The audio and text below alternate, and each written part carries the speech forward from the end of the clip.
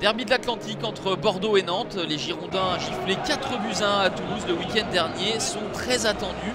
Signe fort suite à cette déroute au stadium. Jocelyn Gourvenec redonne la place de gardien numéro 1 à Cédric Carasso en lieu et place de Jérôme Prior. Jérémy Toulalan est aligné en défense centrale. Les Nantais, quant à eux, ont été surpris à domicile contre Monaco et ont encore affiché quelques limites offensives.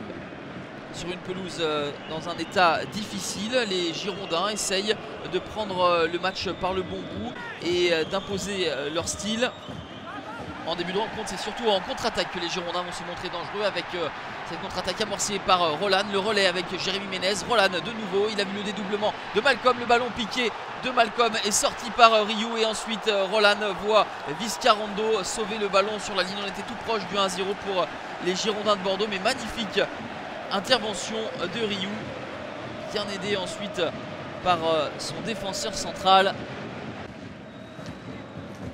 Nantes commet énormément d'erreurs de transmission et les hommes de Jocelyn Gourvenec essaient d'en profiter. Malcolm de nouveau pour Jérémy Ménez, excentré sur le côté droit en 1 contre 1. Jérémy Ménez, l'une de ses spécialités, il a pris le temps de lever la tête et de servir sur un plateau Diego Roland. Cette fois-ci pas de défenseur nantais sur la ligne pour empêcher l'ouverture du score.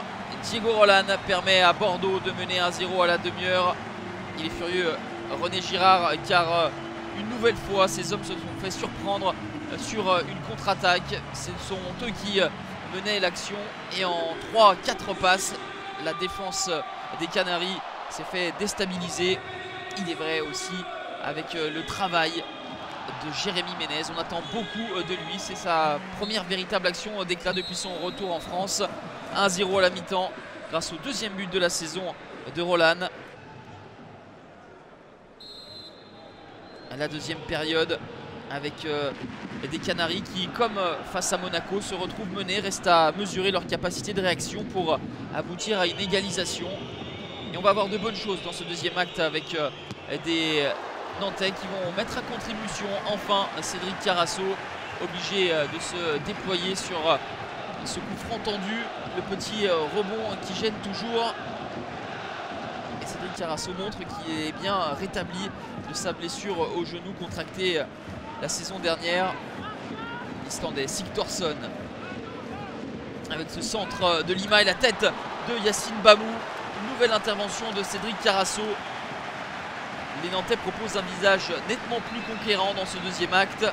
Et Cédric Carasso a du travail. On en restera là, même s'ils ont souffert notamment en deuxième période. Les Girondins font le plein à domicile et se placent en première partie de tableau, contrairement aux Nantais qui cette fois-ci se sont procurés des occasions sans pour autant les convertir.